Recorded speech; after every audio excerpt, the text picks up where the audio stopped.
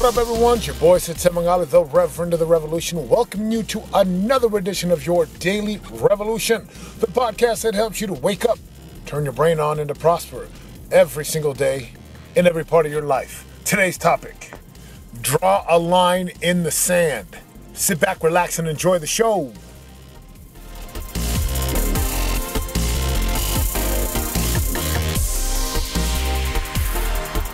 Listen, my brothers and sisters, this is very, very critical. Just the other day, I went down to the beach. I was sitting on the beach, and I could hear the waves, and I could see the ocean. I could feel the breeze. And, you know, if you've ever been to Southern California, or even any beach, Hawaii, Puerto Rico, East Coast, don't matter. Like, there's this scent about the beach and the seawater and the ocean, and it's beautiful. And as I sat there, watching people surf and get knocked down and get back up, and the surfers would get tumbled, and they'd come up with a smile on their face, blowing water out of their mouth and their nose. They'd get back on their surfboard and they'd head back out again. I was reminded of a time in my life where I had to draw a line in the sand. I had to draw a line in the sand. What does that phrase mean? Well, there's been 3 specific incidences that I'm going to share with you today. By the time you're listening to this podcast, you're going to have a very good understanding of what that means and where you need to draw a line in the sand and move forward. Example number 1. When I was done playing football, I could not walk. I was up in New England, fall camp of 2002, trying to figure some things out. Fast forward to the spring of 2003, back in camp, first practice, and I couldn't walk. I couldn't stand up. Like, it was extremely painful. And it's one thing to say painful, but when you got shock waves going down your legs and you can't stand up and you feel like you've got pins and needles in there, it hurts. And I drew a line in the sand. I drew that line and I basically said, enough is enough. I am done with football forever. I'm done. And I moved on. Example number 2.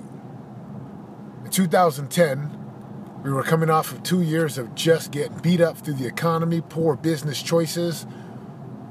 Anyone back in the mortgage industry knows that was a very difficult time for mortgage brokers, mortgage loan officers, real estate guys, builders.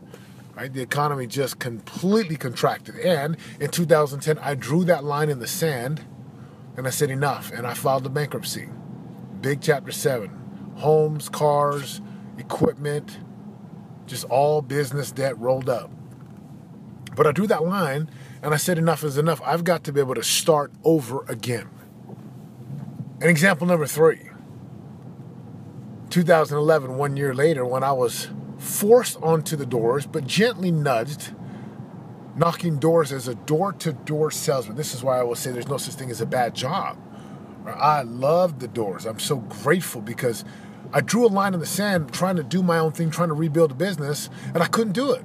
And in 2011, I finally said enough is enough. I drew a line in the sand, and I went and began to knock doors. And for 3 summers, I would knock doors. What's the common theme with these stories? Brothers and sisters, there's going to come a point in your life and multiple times in your life where you're going to have to draw a line in the sand, step beyond it and say, enough is enough. No more. I'm done. What does that mean for you? Well, physically, there comes a point in your life where you got to draw a line in the sand. And maybe you draw a line in the kitchen, or maybe you draw a line in the gym, and maybe you draw a line with your eating. And you draw a line with your stories and you say, enough is enough. I cannot continue to do this. Now, at what point do you finally give up the stories that you can do something? Well, the story that you can't and that you actually could, if you would, and if you tried, and if you committed. This happened with me with my body. Brothers and sisters, I am 50 plus pounds down and I feel amazing. It feels so good. When my wife hugs me, she's like, man, baby, you are lean. Even my boys, right? 9, 6, and 4. Man, Daddy, you look great. You look great, Daddy. I'm like, thanks, boys. And I feel great. Where will you draw the line? And when will you draw that line? Take spiritual matters in your life. And I think about the Apostle Paul, who was once Saul, the murderer, the destroyer, the persecutor. He had a very spiritual experience, so he recounts and recalls. And he drew the line and said, no more. Time to shift trajectory. Time to do something different in your own life. At what point will you draw the line? What will it take for you to say, I'm done, enough is enough? Take your relationships, your marriage, your children. This is going to be a constant battle for us as human beings. It's called the cell phone. People out in public just glued to their cell phones. I get it. I'm on my phone too. I use it for business, emails, pictures, social media, my journal, making great notes, map, and GPS. But brothers and sisters, at what point in time do we just say, enough is enough? I'm going to have a blackout time. I'm committed to being with my children and my spouse, especially on weekends. I drew the line in the sand. Almost 2 years ago, I began to have blackouts, and I've been consistent, committed to it. What's it done for me? Everything.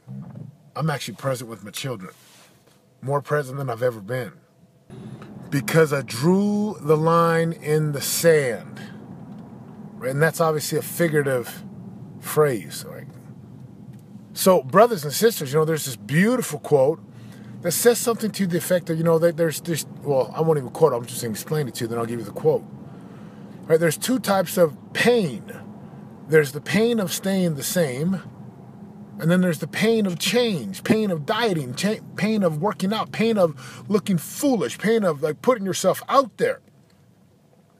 And when the pain of staying the same is so great, right, when that pain is so great and you can no longer do it anymore, think about maybe it's financially where you're working 60 to 80 hours a week and you're stressed and you're losing your spouse and your children. You're losing your health. Right? When that pain is so great, maybe relationally with your family, maybe with business, maybe spiritually, when that pain is just so great and you take the lying and the rationalization and the pretending and you take that morphine drip off of you, right? No more morphine, no more pretending, no more lying, no more suppressing, just this is where I'm at. I don't like it. I'm done. I want something else. When that pain is so great, and it's greater than the pain of change, brothers and sisters, you will draw the line and you will move forward. This is how it works.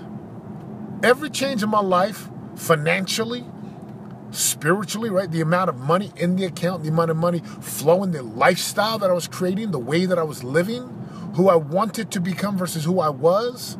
When that pain of staying the same is so great, and it's greater than the pain of change, you will change. You will draw the line in the sand. You will make up your mind. You will decide, and then you will move forward. Now, brothers and sisters, I'll make you a promise. Find one part of your life today, one part that says, hey, I'm going to draw a line today, and I will never go back. This is like the things that I said financially. I will never go back to being the way I was after my bankruptcy or during that time. I will never do that. I will never go back to being over 300 pounds. I will never do that, ever. And once I'm under 290, I'll never go back to 290, never. Once I get under 280, I will never go back.